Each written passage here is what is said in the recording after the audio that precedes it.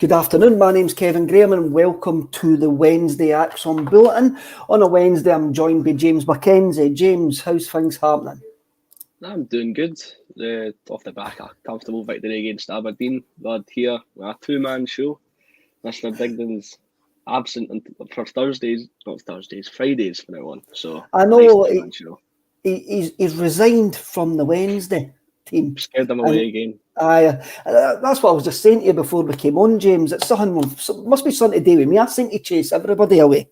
I didn't again, we had Colin and now Brian's disappeared, and I'm getting to feel like I need to change my deodorant or something like that. I don't know what's going on. I really don't care what's going on. We've got plenty to talk about.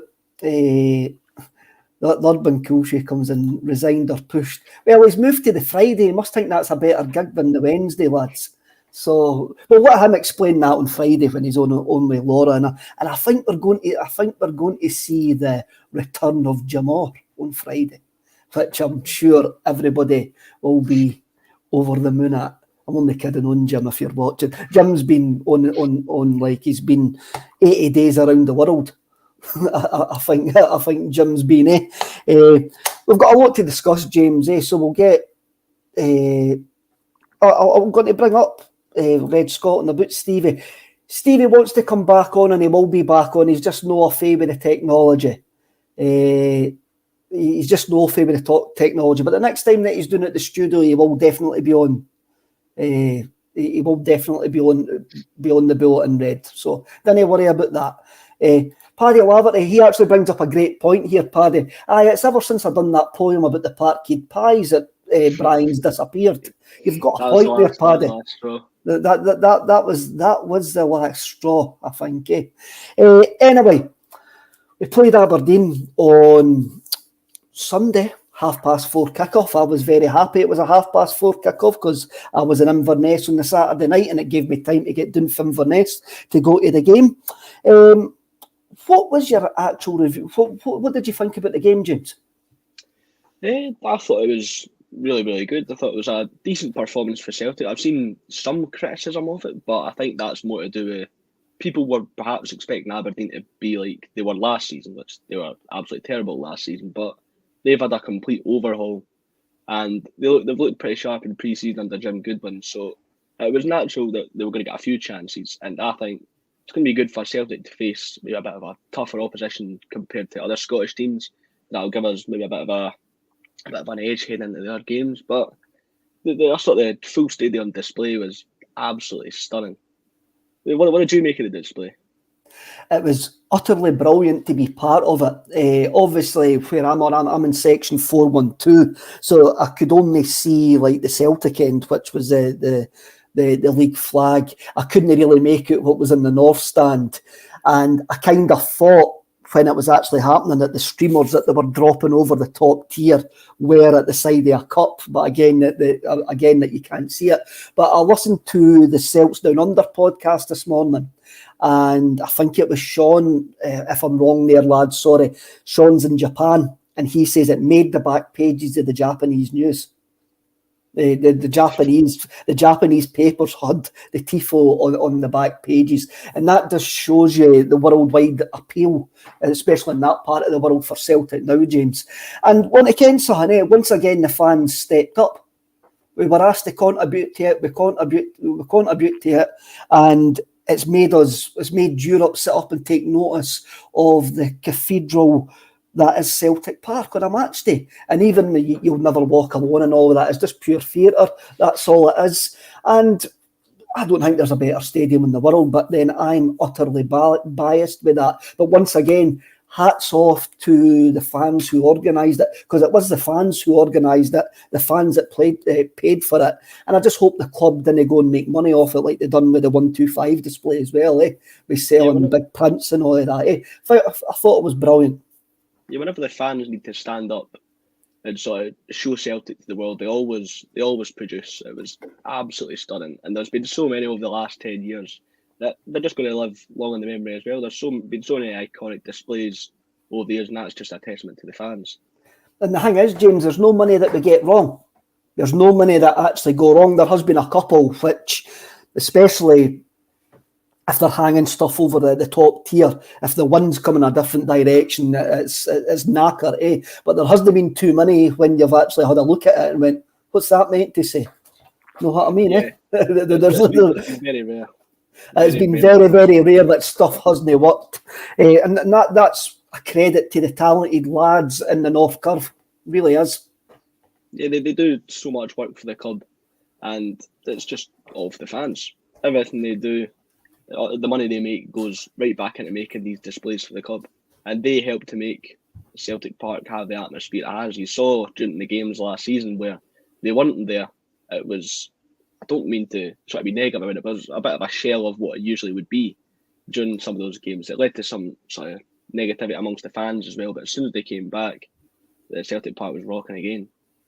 I mean, it does, and I think what you've got to remember is there's been an ultra section, a Green Brigade section in that corner since 2006 now. So that's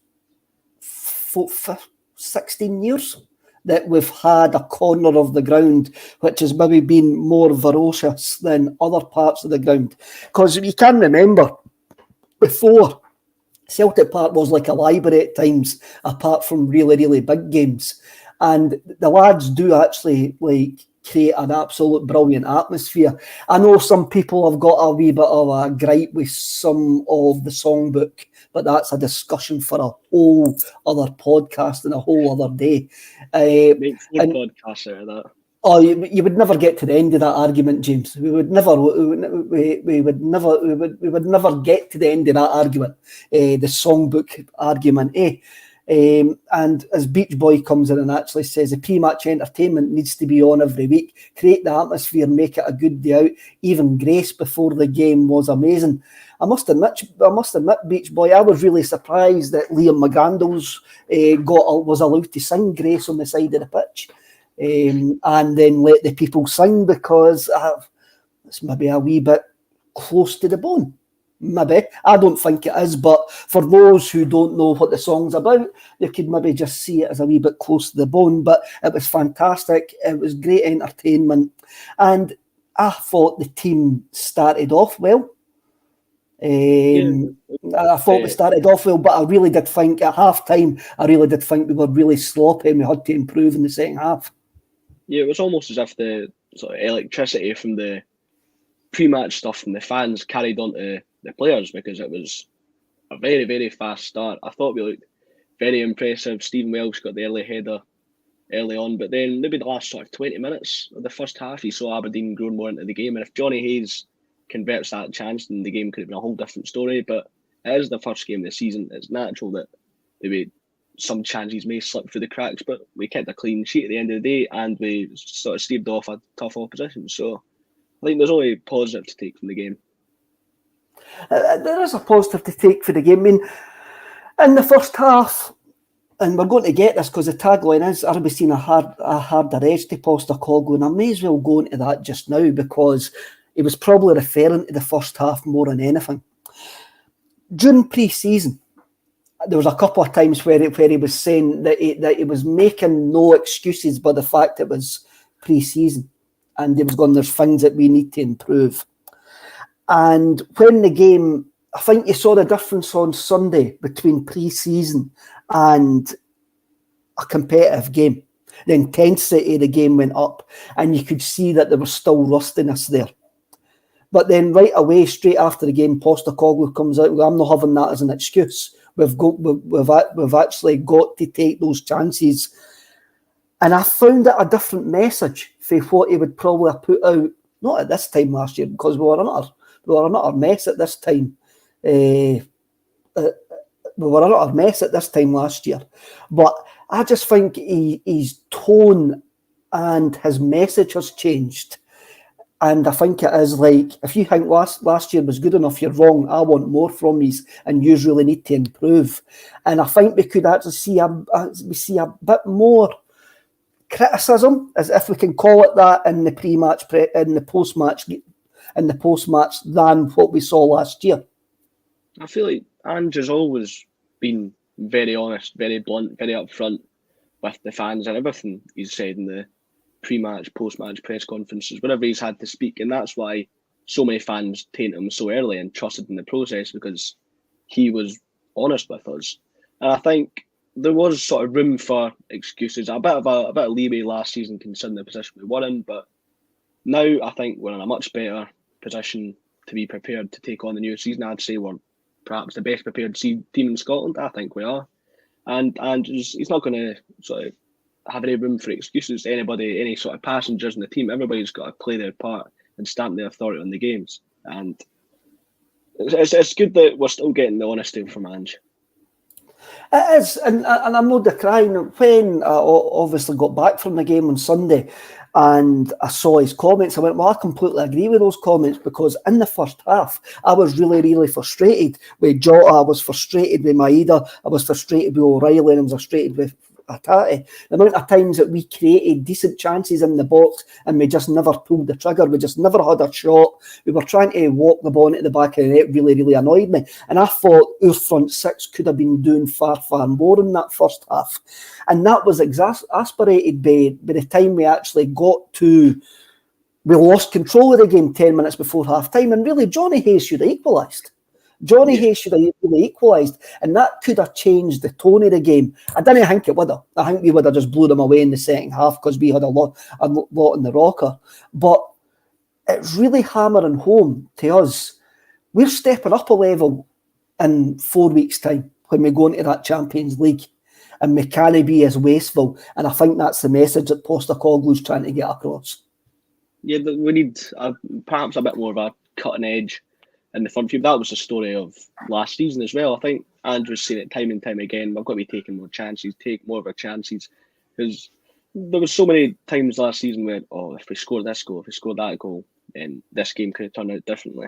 On Jota, I made a point the last time I was on the podcast last Wednesday that I think Jota's more effective from the left. Even though he starts from the right, he's more effective from the left. And we saw that he had a rather quiet first half, but as soon as he switched to the left in the second half, he was immense, cutting in onto that right foot. We saw it for the goal in particular. He holds off Polvara. It was a pile driver is the only way to describe that goal. Arrowed it right into the top corner. I thought that was absolutely brilliant. And it shows that Jota could be stronger on the left. I don't know if you want to drop Maeda and maybe play a bad on the right, but I think if you want Jota in the team, I think he's better suited on the left. I think that the number of times you see him that he cuts in for the left, James, and the ball ends up in the stand. And that was a fantastic goal. I want to see more of that. I really do want to see more of that from Jota. It was one aspect to his game when we actually signed him last season, that when we actually signed him this season, that says he needs to improve his goal scoring. And his goal scoring record was great, but there was a number of times where he just seems to actually take a mad swing at the ball when he should be more calm and composed. I would expect that for a guy I've spent £6 million on. Then on the other hand, if he could do that every week, we wouldn't have got him for £6 million. It would actually be worth a lot more, James. So swings and roundabouts here, but I expect him to do that, not every week, but I expect him to score goals for the edge of the box the amount of times that he does cut in. Is he better for the left-hand side? I think in the modern game, it's inverted wingers. You're used to seeing inverted wingers cutting inside. We've been used to that under Rodgers. We were used to that under Neil Lennon. And I don't know whether it's just a trick of the mind that you think that he's better on the left-hand side. The thing is, James, that Postecoglou swaps the wingers over for what looks like every 15, 20 minutes anyway. So, both games. I think... Right, I'm going to say this. I think everything we done well was doing the left-hand side on Sunday. And that was mainly because of Greg Taylor. Yeah, I don't think Juranovic had a great game. And the fact is, Jota looked better on the left-hand side because of Greg Taylor and the way that he was playing the inverted fullback on that side. Yeah, I thought the two fullbacks, if anyone looked like they were getting chased for 20 million from Atletico Madrid, it was Greg Taylor. I thought he had some clever passes, and he was part of the reason why the backline was so strong. I thought Greg Taylor was very good. He goes under the radar because Greg Taylor isn't exactly the flashy name that many people think of, but he's so consistent that I think people really need to start taking notice. Just on Juranovic as well, he played ahead of Anthony Ralston. I didn't think he was bad. There was a few misplaced passes, but whenever they was tested with someone running at him at the back, I thought he was fairly solid. He was solid. I'm not saying he was absolutely rank rotten. I'm just saying everything that Celtic done really, really good in the game came down the left-hand side. Yeah. And that's because Taylor was having a really, really good game, as was, Atati was involved as well. But even though, some people were saying Atati was fantastic, I thought he was quite wasteful at times, but that's because he takes risks. He'll try that risky pass to try and break open a defence, which is utterly brilliant, but I still thought that we were trying to score the perfect goal. And that was a problem in the first half. Yeah, I don't think Hatate was as incredible as he was in pre-season, but most of the sort of bright bits of play that Celtic were involved in the first half, in the midfield and the final third, really Hatate was involved in most of all of them. He was doing what was asked of him, and I thought he was really solid as well. I don't think there was any sort of bad or mediocre players in the park, but no, I thought he was really fine. No, I'm not saying that there was guys who I just thought I expected more from, and that's just me. Brian not everybody Murphy can be a sort of 8 out of 10, 9 out of 10 performance. I think if everybody puts in a 7 out of 10 performance for the first game of the season, I'm fairly fine with that. There are some guys, and I remember I got slaughtered for this. There are some guys who sometimes, if they're a 7 out of 10 every week, they're great in the team. Sometimes you just need guys that are consistent and just produce a certain level of performance, and they make the team balanced. Brian Murphy, Ange's right, we are wasteful in front of goal. Even Giakoumakis came on and he missed, I would say, 2 sitters anyway. Gary Oliver, a massive opportunity to make it 3-0. He did. Gary Oliver, Ange's extra grumpy and short with everything just now. Something appears to be balling him. You think Gary's looking a bit too much into that? Yeah, I think it's looking a bit too much, and I think it's Ange just wanting the best from his team. That's what I'm thinking. I'm thinking he's just actually making the players do not get complacent. And it was interesting. I went back and read the stuff about Harry Kewell that I must have missed during pre-season as well. And the reason that he brought in Harry Kewell was because he wanted a different voice on the training pitch, so the players don't get into, don't think everything's going to stay the same forever, And it was really interesting to hear Carl McGregor going on about Harry Kewell saying he likes to tell us how good a player he was. I found that quite funny as well. And it'll be interesting to see what happens with the B team, even though it doesn't look like they've had a decent start. With Stephen McManus going down there as well and taking what Postecoglou's trying to implement in the first team down to the B side as well. But it looks like they're kind of struggling to adjust at this precise moment in time, going by their start in the Lowland League. What was the score last night with the civil service for the team? Do you know? I don't know. I didn't I wasn't able to catch it. I think it might be 0-0 or 1-0. I'm sure somebody will tell us in the comments. Did they not draw at the weekend? Did they draw with? I know that they were a draw with Cowden Beef, but I'm not too sure. I'm just waiting to see if somebody comes in with the comments on that. I'm sure somebody will come in. 2-0, 2-0-1. 2-0-1. Well, there you go. I'm saying they're doing terrible in the 1-2 last night. Johnny Ryan, usual contributor to the Wednesday squad. Every player knows what is required. If not, you're out. That's a good thing as well. It's just showing that Postecoglou's got that high standards.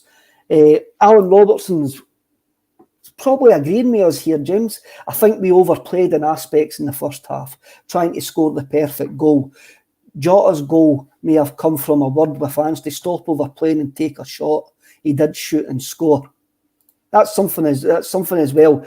It really annoyed me about Matt O'Reilly and Hatate. A couple of times they burst into the box and I'm just going, just bang it. Just you put your laces through the ball, get it in the back of the net, get 2-0 up. Then we can try and get the game done and dusted. Then we can try and score the perfect goal. But there seems to be still that wee bit of doubt when they get to the edge of the box and them taking a shot. Yeah, but if a lot of the times the chance wasn't really on either, we'd be saying that it was sort of wasteful at the same time. If they were to hit a shot, it was to ricochet off a defender and get cleared away. I thought Matt O'Reilly, he didn't really have that many opportunities to score himself, for me, to be honest, but he kept things moving forward, constantly was involved in play around the box. From the set piece for Stephen Welsh's goal, I thought it was absolutely brilliant delivery as well, right on Stephen Welsh's head, and it was a composed header. I thought Matt O'Reilly was pretty good. Aye, it was a decent cross. It was a decent cross. Again, it's maybe just our expectations were too high for the first game of the season, and it could well be that. And I think we played a lot of nice football. Apart from a 10-minute spell, we never looked. We never looked in really any danger. But I can understand where Postecoglou's coming from when he says we were wasteful in front of goals, because no matter how great we are to watch and how great we are to the final third, we're not going to create 15, 20 chances in every game. We're not going to create. There's going to be games where we're only going to get 3, 4, 5 chances, and we've got to at least take one of them to actually, because goals do change games. And that early goal on Sunday, unless the world was going to collapse round about us, James, as soon as we went 1-0 up, that was it, game over. That early, it was game over. Aberdeen weren't going to change their tactics after that. And for me, as soon as we scored that early, it was a case of how many were we going to score. And I didn't like being that big-headed and arrogant, but the way that we are now, you go, well, if we score early doors, it's either going to take a massive collapse. It's going to take a massive collapse for us, for the opposition to come back in. Because that's been the story for Celtic for years. We get the early goal, the other team has to open up a bit so they can try and get an equaliser. Then the floodgates open and the goals sort of start to pile on. I don't think you'd be wrong for having those sort of expectations. But then again, it's the first game of the season. Aberdeen have just had a very good pre-season. They played loads of games in the Premier Sports Cup. So I thought I thought Aberdeen looked pretty good defensively as well. Kyogo didn't really get that very sort of sights the goal, but I still thought he was doing well at shutting the back line down. And I still thought his work rate looked really good, but the big Aberdeen centre-back, the new man they signed, I'm not sure, I think it was Richardson. That might be the right back, I might be getting confused, but I thought he kept Kyogo pretty quiet. I don't know, but even when we brought Yakimakis on, I thought the strikers still didn't really get a lot of chances in there. It's amazing the amount of changes that Aberdeen have had for last season, eh? I mean, yeah, we're so used to Aberdeen having the same sort of names, because I've had the same sort of squad for about 5 or 6 years, but now it's completely overchanged. Goodwin's had to have the overhaul after the season he had last season, and I think I'm one of the people who think Aberdeen are going to have a pretty good season, maybe top 5 in the league this season. Oh, you would hope to think Aberdeen would be top 5 with the budget that they've got. I mean, in Scotland, you've got to say with their budget that them Hibs, Hearts and Aberdeen should be fighting for third place with the budget they got, and anything below that is an absolute utter failure. I don't know about Hibs. That game against St Johnstone they played was an absolute snooze fest, and that was just from me watching the highlights. I was ready to fall asleep. Aye, well, Hibs. I mean, I've seen a couple of interviews with Lee Johnson, and he actually looks like an accountant that's been let out on a stag night with some of his some of his attire that he's wore, the suit jacket and the jeans and stuff like that. I don't know. I'm still absolutely stunned that they went for Lee Johnson over John Daltonison. It would have been great for Scottish football just because he's a good guy, but he's a good manager as well. So I'm absolutely stunned because Hibs, they turned him down. He didn't turn them down. Hibs turned him down. Aye. Thomason's ended up in the English Championship. That blew my mind when I saw that. I mean, Vincent Kompany's in the English Championship. It just shows you the amount of money that's down there to attract these big names. I mean, as you say, Thomas? And I mean, he would have a chance to come to Scotland, or does he want to take a club? When was the last time Blackburn were in the English Premier League? 2009, 10, 11. So there haven't been anywhere near the English Premier League for a little while. They're a basket case of a club with their owners based in India. Look at the way that Tony Mobley left at the end of last season. He had them challenging for a playoff place and they fell away. It's a basket case of a club. Vincent Kompany comes in, probably could have got a Premiership job, but ends up going to Burnley. Burnley relegated for the English Premier League. Got serious financial problems and lost a couple of good players, and he's expected to actually get them up. It's a cutthroat league down there, and I'm surprised the number of managers. Well, I'm not surprised because everybody's desperate for a job, but a manager failing in the English Championships is no that big a deal, because there's at least 14 or 15 of them will actually lose their job before the end of the season anyway. Yeah, so the expectations are just so high down there, especially considering the playoff is considered the most expensive game in football just because of the TV revenue you get when you go up to the Premier League. There's so much expectation down there. There is. Let's see. Ridiculous. Love it. The last thing we need is a delusional cheerleader for a manager. That's true. It was one thing that we all know when a manager's talking utter rubbish. When he comes into a post-match and you go, were you watching a completely different game from us? Because that's not what I saw. But then sometimes managers can actually point out things that when you take they have to look at it, they take the emotion of the fan away. And sometimes they'll point things out to you. And if you ever go back and watch a game without the emotion of the in real time, sometimes you look back on a game and you go, actually, we were really, really comfortable there, depending on the result. I remember watching a game last season against St Johnstone, and I thought we were utterly rubbish against St Johnstone. We ended up winning 2-0. Then when I went back and watched the whole game again, I went, by the way, we were really, really comfortable there and never in any danger and no losing the 3 points. So sometimes managers can point things out to you. The thing I like about Ange, though, is he's honest, but he never throws his players under the bus.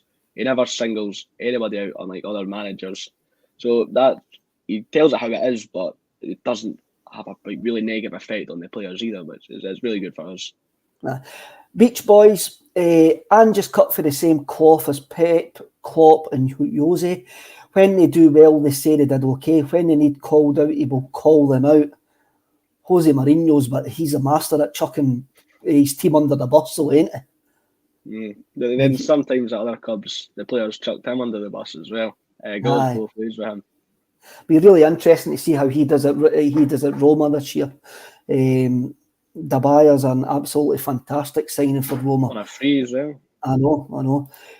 Peter MG, nothing bothering him. It's just like I keep repeating that he has said this season would be bigger and better, so his demands are higher.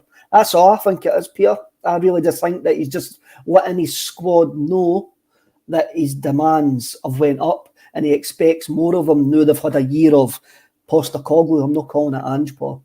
There's no way I'm going anywhere near that saying. They've had a year, they've had a full pre-season, and he's expecting more for them, and that's exactly what I think it is. There's nothing wrong with having high expectations either. We're always told the first season will be the roller coaster ride, then the second season will be the enjoyable season. So we'll just wait and see how it goes. Ange's clearly showing the demands he has. The players know the demands that the fans have, the expectations that everybody has. So we'll just see if they can meet them. Definitely. Paddy Lavery comes in. Going to an evening with Joe Muller and Kevin Sheedy on Friday night. Can't wait. Paddy, they could have been teammates. Maybe ask Kevin Sheedy about the story at the time that he nearly signed for Celtic.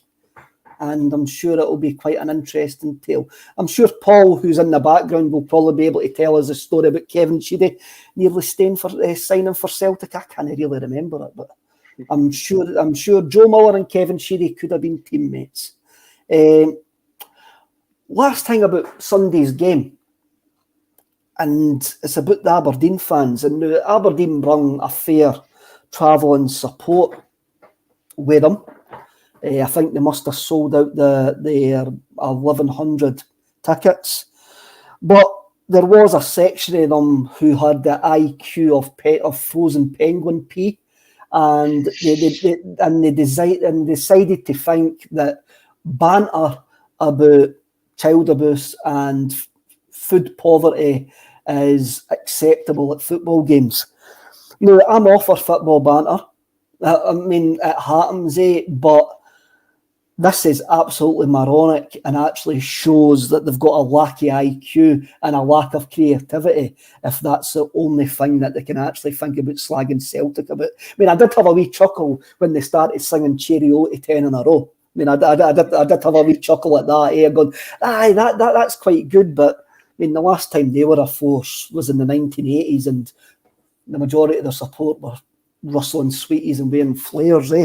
I'm just fed up. We get called out sometimes quite rightly, sometimes quite wrongly about their songbook, but it's about time Scotland as a society started calling out using child abuse and food poverty as banter, because it is not banter to everybody that's been grossly affected by those two things. And we will speak about the child abuse once all the cases are over.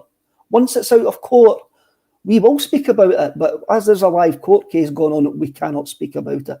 But I don't think anybody will be surprised on the takes that we have in private on what is happening. But I don't think it should be used as banter. I think there's other ways that the sheep, see, I'll call them sheep. I'll go down to the right childish thing and I'll call them sheep. I mean, just be better sheep, man. Don't be bams. Just be more creative with your banter, man. Yeah, there's been efforts to try and crack down on those sort of singing. I remember when the famine song was getting sung, I think it was on the way to the Scottish Cup semi-final. I think a few people got arrested, but still, it's not enough. There's got to be more done to try and crack down on these songs, because it just looks bad for the game. It just looks low and desperate. It doesn't reflect good on anybody at all. It's just disgusting. It's they use the lowest common denominator to try and offend. So they think that the more loud that they are, and the more like lower that they go, and the more risky the subject, then they're being funny. No, you're not being funny, lads. You're not being funny. It makes yourselves look worse than the people that you're trying to embarrass them by singing these songs, but you're just making yourself look worse. You're going to be the people that get called out eventually. So why sing these songs? It's something that we get everywhere we go, and it's even online, and it's even we know what happened at our football club. We know, but it's nothing to do with us. That's the bottom line. It's nothing to do with me and you, James. It's nothing to do with the 60,000 season ticket holders that are there. The folk who did these crimes will hopefully get their punishment, and the victims will hopefully get closure to a horrible, horrible period for them. But it's not our fault. You know what I mean? So I'm going to move on, because I didn't want to give any more time to the sheep and their support. So I'll move on to Neil Doncaster. Here we go. Neil Doncaster, the man that's got the personality of a dried up puddle, was in the papers the other day, or online the other day, going on how he's going to crack down on boozers showing illegal streams of Scottish Premier League games. As Celtic travel up to Ross County on Dingwall on Saturday, and only 1,400 Celtic fans will be able to see the game legally, because Mr. Doncaster signed the worst TV deal in history, and Sky Sports are not interested in Scottish football, and we can't watch this game legally because of absolutely incompetence of the people who run the Scottish game. Yeah, you would surely want Scottish football to be more accessible for everybody. We see complaints about ticket prices, away ticket prices, but there was also, when COVID was at its peak and nobody could get into the games, there was the massively overpriced subscription services they were charging games by pay-per-view. Who's going to pay pay-per-view? Who's going to pay £15 pay-per-view to see Livingston against St Mirren at 7:45 on a Wednesday night? Nobody is. You want to bring as many eyes to Scottish football as possible, so stop trying to make it hard to access. People are going to need to use some nefarious methods now to try and find the Celtic Ross County game, which it shouldn't be. People shouldn't have to go to those sort of levels to try and find a way to watch their favourite team. We should try to be encouraging as many eyes on Scottish football as possible, and we're doing all the wrong things to get more eyes in the sport. I'm just going to go back 2 seconds before I come back to that, James. I'm just going to bring up Red Scotland here. Yes, Pete, no matter what words, they cannot be banned for the prices too great. Any free society needs to have free speech. There can be no exceptions, or there is no free. I agree, Red, but you've got to call it out. If you want free speech, there's got to be consequences to what you're actually saying. That's just what hopefully I've just done that in the last 5 minutes. Ross County last year sold the pay-per-view for this game, and I'm sure they made a pretty penny for it. The fact that they have Celtic, they only give Celtic 1,400 tickets when their stadium's going to be lying half empty really annoys me. The fact that Scottish football's got a lot of small-mindedness, which sees empty stands left, right and centre, and there's also a small-mindedness for a business sense that the Scottish League are not allowing Ross County to sell PPV for this game. And they say they want to crack down on people watching illegal streams. The fact is, people are watching illegal streams because they want to watch the product, which I think is absolutely rubbish. They want to watch the product. That's why people are watching illegal streams. So give them a legal way of watching these streams. For me, it's simple. There's a demand there. Feed the demand.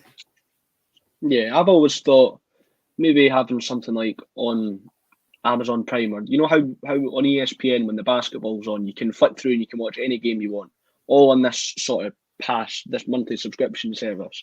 If Scottish football was to have a service like that, where you pay a certain amount a month and you get all the games, you can watch any game you want, I think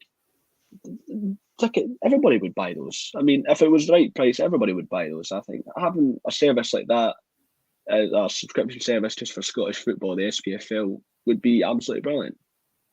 It is. Where's that? There it is. Angelo Tyro. I'd like to see Paramount Plus or Optus pick up Scottish Premiership rights. Enough Aussies playing there nowadays. I mentioned at the start of it, James, that the Celtic tifo ended up on the back of Japanese newspapers, right? So I'm pretty sure that the Japanese will be able to see Celtic at Ross County, while somebody for Stirling won't be able to see Celtic against Ross County because of some ancient archaic rules which actually need changed. I know clubs will go like that, but it'll just stop people coming to the games. If I had a ticket for Ross County on Saturday, I would be going to the game. No matter if I could buy a stream, I would be going to the game. I haven't got a ticket for Ross County on Saturday, so I'm looking for a way to watch my football team play. The only way I'm going to watch my football team play is through an illegal method. If there was a legal method there, then I would consider paying the 10 quid or whatever it is for what it is. Surely, if anything comes out of the pandemic, these guys who are meant to have a business brain, an absolute business brain, and are meant to be all hell bent on capitalisation of our game, commercialisation of our game. Surely they must be thinking, by the way, we could sell this for 15 quid a pop here and make ourselves some money. Yeah, there's going to be people who are looking at watching. It's a Celtic game. When you look at Celtic stature in Scottish football, whenever Celtic come calling to a team, they're looking for, think of the money we're going to make at the tickets, think of the money we can make. If you think we're going to make loads of money at the tickets, think how much money you can make by selling it as a pay-per-view. there's money to be made here, and they're missing great opportunities as well. As and just Dr. Nax. Have I just been caught out there? Maybe. I will be watching on Celtic TV. It's only legal way in Australia. Celtic TV is a great service for fans abroad, but it's the archaic rules, as I've already said, in Scotland, and the lack of forward thinking, progressive thinking. That's stopping this happening. And a question I would like to ask a Sky TV is, why are they not showing the game? They are only interested in 2 teams. Yeah. They are only interested in 2 teams. And they didn't show the full quota of Scottish games last year either. I mean, they didn't show us at Ross County last season. They didn't show us at Easter Road as well, in one of the games as well. Are they just proving that they're just a Chris Boyd fan club and they're only interested in one football club? Is that what it is? I mean, maybe somebody from Sky could come on and answer that. I don't know. What's the game at the weekend? What game are Sky showing? Are they showing a Scottish game at the weekend? Because the English Premiership starts, eh? So God knows. We know where their priorities lie. So we're relegated to the graveyard shifts once again, eh? There's a good comment I've seen here from Wikilulu. I don't know how I don't think I could drag it up, but a WWE Network style streaming service for the Scottish football system would be ideal. You get every game live and every game is on demand after the fact, and you could have previous seasons too. The amount of people that would flock to buy that is insane. The Scottish football should really be looking out at this horrendous TV deal because it's only negative for the fans. I mean, I can't think of anybody who supports and enjoys the Sky TV deal. I mean, even the sort of coverage and the punditry itself just isn't very good. Well, at least BT had a dedicated hour, a nice wee Scottish football podcast. They had Chris Sutton, Darryl Curry and Ali McCoist. At least BT showed some sort of dedication to promoting Scottish football, but we've got nothing here on Sky. No, we'll have the Stuart Muller comes in. I can't watch the Ross County game. There's no way I can make the game. I have to watch through an illegal stream with the possibility of virus and scam pop-ups. Why is it not on Sky Sport? That's the question that we're asking. Tony Aiken, we are being made to break the law to watch our team. That is it. That is the bottom line. And you've got that numpty Doncaster coming out and going, we're going to crack down on these illegal streams when they're no offer an alternative. Offer an alternative then, you numpty. Yeah. Offer an alternative. And we wouldn't be flocking to these illegal streams. That's...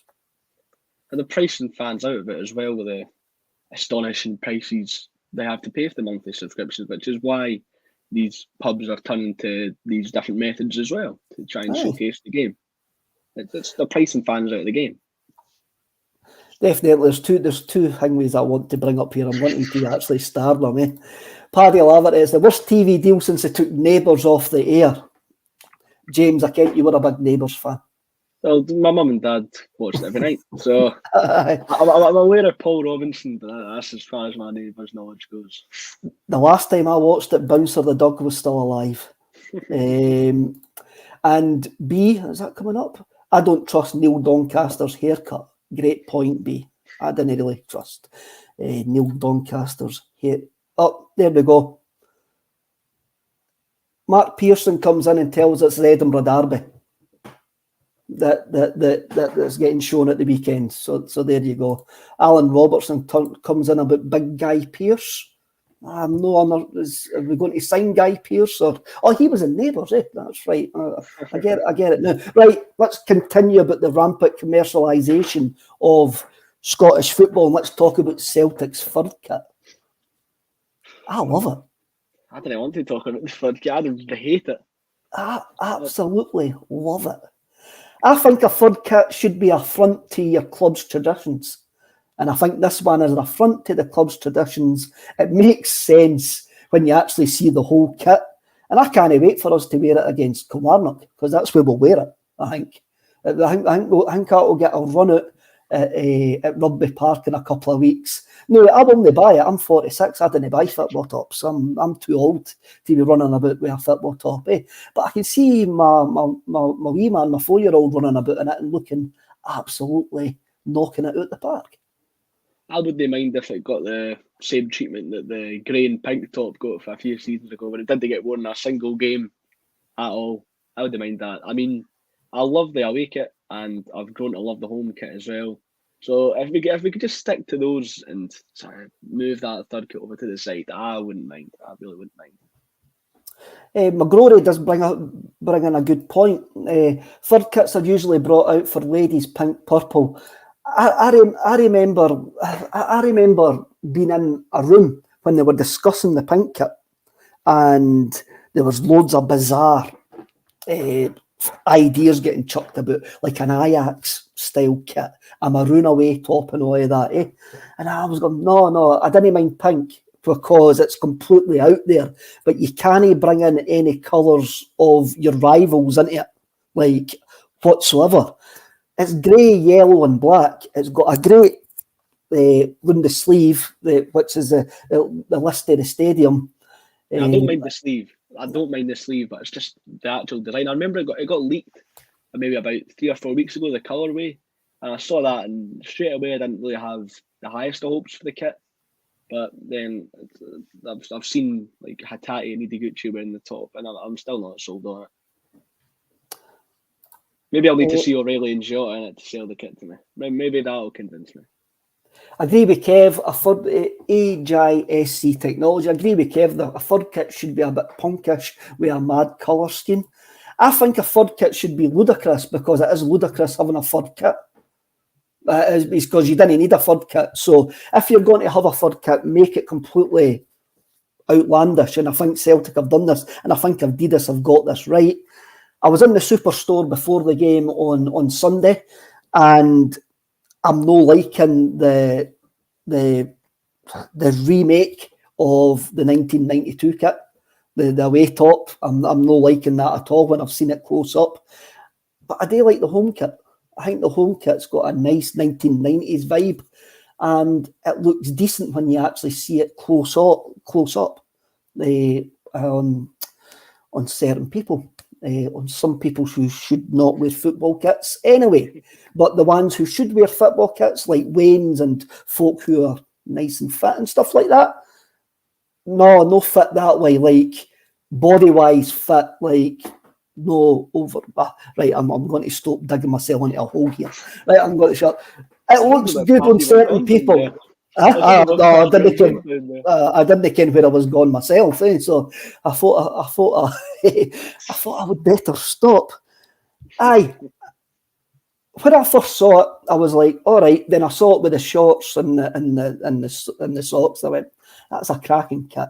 I really do like that as a third kit. So, I like it, and I think a lot of folk didn't think I would have liked it, but I do like it. But as I say, I'm still not going to buy it. Still think they're still think they're overpriced. That's why you wait for the end of season sales. I got the last season's away top for £25 when I was at Celtic Park the other week. You wait for the green one. Aye, it was £30 on Sunday. I don't know. When I was there for the Moy press, I nipped into the Superstore after, and I got it for 25. So I must have done well then. You must have done well, because my daughter Hayden was looking at it, and it was £30, and I went, I will leave it a couple of weeks and it will be down to 20, then I'll buy it. That's exactly what I says. I maybe would actually would have bent if it was 25 on Sunday, right enough. Maybe. Last season I got the third kit, the white one with the pink and green stripes. I got that as soon as it came out, because I was a really big fan of that. And then I got the away top just a few weeks ago. Aye. As I say, my kids are only ones that get kits nowadays. The last Celtic kit I bought was 2007, the 40th anniversary one. One in the league at Tannadice for Tommy Burns. That was the last Celtic kit I actually bought. So I'm probably the wrong one to aim kids at. I'm probably at kits at. So I'm just, but I do like it. let's have another wee look. Some of the transfer rumours, James. We haven't been linked with anybody for the last couple of days. I've got a wee theory on that. Well, my theory is we're waiting to see what Rangers do in Europe, where they end up in Europe before we either dip into the loan market or buy somebody permanently. I don't know. I feel like we're past the point where Celtic look at how Rangers do and then aim to be just that wee bit better than them, just enough. I think if last season showed anything, it shows that it isn't about being level or being just a wee bit better than Rangers. We had our job, as Ange said. We were building our house in our neighbourhood. We're not going to look over the wall at what they're doing over there. Ange said that last season in one of his pressers, and I feel like we've still got the same sort of tunnel vision this season. We focus on our house, focus on building our wall, and then we can prepare them at the end of the season. I'm not saying from an Ange Postecoglou point of view. I'm talking about from a budget point of view. I'm talking about a budget point of view. I'm thinking we're waiting to see what button we press on how much money is getting added to the budget, or if there's extra money going to get added to the budget. And we are watching what's happening across the city very, very, very, very closely. And there'll maybe be some guys. There's maybe got to be some guys that are were very happy at the results last night. Well, I'm not getting too ahead of myself, because I remember last season they would always lose away from home, but then they would turn it around at home. So I'm not getting too ahead of myself. But as I said earlier, I think Celtic have got some tunnel vision. We're just focused on ourselves. I think we've not got any reason to look over their side of the pond. We've got the Champions League guaranteed to look forward to anyway. So we're preparing for Champions League football. We're not preparing to just barely put Rangers to the title. We've got our own ambitions, and we're going to be focusing on them. And we're going to be building the best team possible to achieve those expectations and those ambitions. I'm maybe just mentally scarred of 16 years of Peter Law. He's gone now, but maybe the Herald are trying to put him back into the job. He's never been gone. He's never been gone. And he's still haunting me. I think it was the Herald saying why Peter Law would be a perfect fit to take over for Ian Bankier, which that's a worst case scenario. We need a strong chairman, and Peter Law is a strong personality, but it's completely the wrong look. It's completely the wrong. We need a strong personality as chairman. I mean, Ian Bankier, what is he going to be doing this week? He's going to be watching the Tory hustings, reading the Daily Mail, and thinking about voting for Liz Truss. That's what he's going to be doing this week. We need a strong personality as a chairman, as a spokesman. And Peter Law is that strong character, but it's completely and utterly the wrong look for the club to bring him back as chairman. Yeah, I'd agree with you on that. There's just, while we're talking about the sort of upper positions, what happened? I remember when Celtic, when we got Ange and we're looking at the rebuild, Celtic were, all the talk was about a director of football. What happened there? Are we going to get a director of football? Is that still in the plans, or did that idea leave with Dominic Mackay? I don't know. The director of football was maybe just fired out there. I'm going to bring up David Ferguson's comment here, because I'm going to actually, my paranoia is going to get more palpable here. I sometimes believe that the director of football thing was just fired out there to placate the fans. Just sort of trying to hit as many buzzwords as possible. Just try to hit as many buzzwords as possible. And then you've got Ange Postecoglou, who seems to have been trying to do everything. Have we now got a director of football in Mark Law, who's coming as to scout up the head, to be the head of scouting? Do we actually need a director of football then? Yeah. Well, if Mark Law wasn't there, we wouldn't have went. His expertise was in sort of South American market when he was at Celtic. So if Mark Law wasn't there, I don't think we signed Bernabe. I don't think you see us getting linked with Vinicius Souza and Fausto Vera. I think the South American, because Celtic hadn't signed a South American player before Mark Lowell came in. So I think we're already seeing his effects there. Well, I think he only started this week. I think it was the 1st of August that Man City were letting him go. It was just this week. But he's maybe been doing work in the background. I'm just going to, before I block this person, here he comes. Timothy McNary comes in to say, we are the plebs. Thank you, Timothy, for spending your lunchtime or sitting waiting on your gyro, sitting waiting in the dole queue watching a Celtic podcast. Thank you very much. And I'll just block you as well. So I don't think I'd ever see a Rangers fan look at to spend 50 minutes listening to me and Kevin Graham, but here we are. No. Oh, there he is. I'm just going to block him there now. I don't know. I don't ken.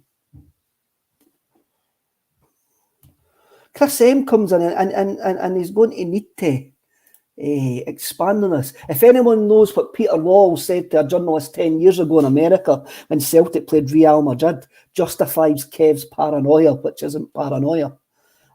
Chris M, you've got me paranoid about my paranoia.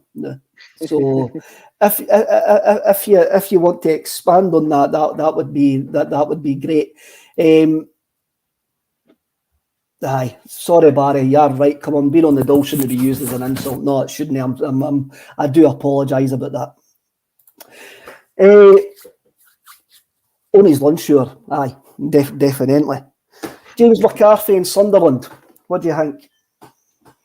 Well, I was one of the people that was of the opinion that the James McCarthy signing was a mistake in the first place. I think he'd been permanently injured for years. He was 31. He hadn't played proper football in years, and we automatically gave him a 4-year deal, which I thought was pretty mind-boggling. But he was one of the victims of the fact that he wasn't fit come the start of the season. So when we're still trying to find our sort of starting first team, that first team gets settled. We had a very strong midfield that wasn't going to be displaced anytime soon.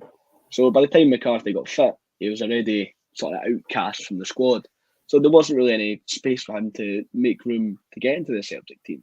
And when he sort of got the opportunity, he didn't really do anything so out of this world to impress, where he would get in over a Turnbull, a Hatate, a Matt O'Reilly. But I feel like it's just sort of about the right time he should leave. Alan Robertson's bang on there. I think James McCarthy was a Dermot Desmond signing because it wasn't really logical.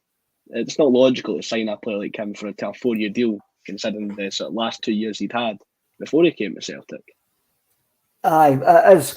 What I'm pleased about that McCarthy's maybe seen it himself and he knows it's not going to work out, and he's still got that hunger and desire to actually move on, and he's just not going to hang around because he is a Celtic supporter, and he's been, for what we've been told, that he's quite liked in the dressing room and that, but I'm quite glad he's still got that fire in his belly. Like that he wants to still play football, and he maybe knows that it's not going to happen at Celtic. It hasn't worked out for him. He came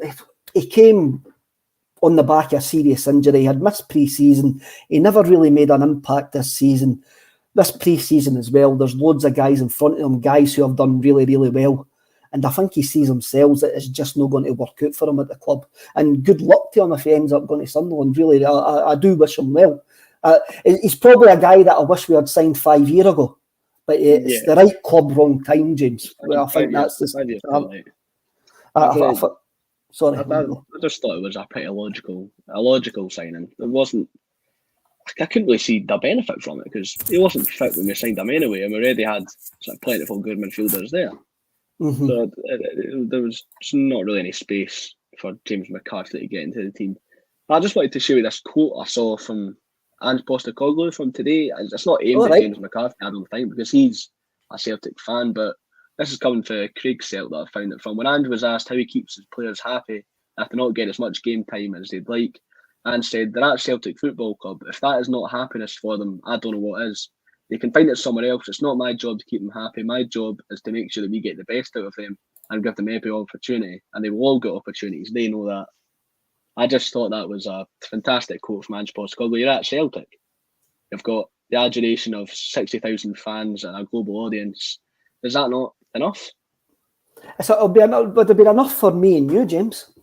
It would be enough for me and you. And he's talking he's talking the way I would want an ambassador of the club, a club, to speak. Yeah, this is the best place in the world where you're playing football. Yeah, he's a sort of player that you want to be a spokesperson for the club because he speaks so well. Ange came over from Australia and he was already a better representative for Celtic in the media and the public eye than Neil Lennon, who had been associated with Celtic for maybe 15, 16 years was. And that says everything to know about the type of man Ange Postecoglou is. Let's we'll wrap up, James. And you're right, Ange Postecoglou, what he says is right. It's what I believe. And I'll say to guys like Matt O'Reilly, and that if Matt O'Reilly watches this, I mean, I'm sure he does. I'm sure he watches this for the music chat. That Celtic will be the best club that he ever plays for. And I'll say that to Kyogo, and I'll say that to any player that joins Celtic. If you get Celtic right, Celtic will be the best club that you'll ever play for, and you'll always regret moving on, no matter the money. Maybe Virgil van Dijk will maybe have a wee argument with that, but I'll have a conversation with Virgil about that as well. Brian Welsh comes in and says, remember the time we lost 2-0 away to Shakhtar Karagandhi? It's not insurmountable. He's talking about the Rangers result last night there. I remember that as well. And Chris Commons just scoring just before half-time set us up. Samaras, 4 minutes. The absolute belter in that game. Was it Commons or Samaras? Commons scored the absolute belter just before half-time. Samaras equalised the tie 4 minutes into the second half, and James Forrest scored the winner. As I say, 2-0. In the touchline. Running away down right to the corner flag to jump in the pylon. Aye. That's a game I would have loved to be at. I would have loved to be in the crowd for that game. I was there. Great bit of skill by Anthony Stokes. It set up James Forrest. An absolutely fantastic bit of skill by Anthony Stokes. Liam Callow, I got last season's home kit for £19.50 off JD Sports. If anybody's looking for last season's home kit, bargain. That is a great bargain. This is what Martin Lewis's money saving podcast, I think. Chris M answers me. Peter Lawler's reported to have expressed his frustration at Rangers FC being kicked out of the league as it meant lost revenue. 3 Champions League campaigns in 10 years, that's lost revenue. Well, there is a rumour that when Rangers went bust, that Celtic's perfect solution was for them to get put back into the top flight, completely handicapped. With restrictions and transfer embargoes and point deductions and stuff like that. So that could be well true, Chris. Thanks for answering that. And Alex Burrell, you're quite right, Alex, that the hole is getting deeper, mate. I've had a few holes today to actually dig myself out of, so it's time for me to leave yous. And thanks for joining. Please give us a thumbs up and a like. Please give us a thumbs up and a like and subscribed. Subscribed if you subscribed. If you hit the subscribe, I didn't care what I'm talking. James, you take it. Hit the notification bell, so whenever we go live, you'll get a notification straight to your phone telling us that we went live. And any of the other uploads that come up on the State of Mind channel, you'll get notified straight to your phone. There we go. I'll leave the last word to James. Thanks very much, lads and lassies, and I'll see you all later. And remember, dinna be bams to each other, eh?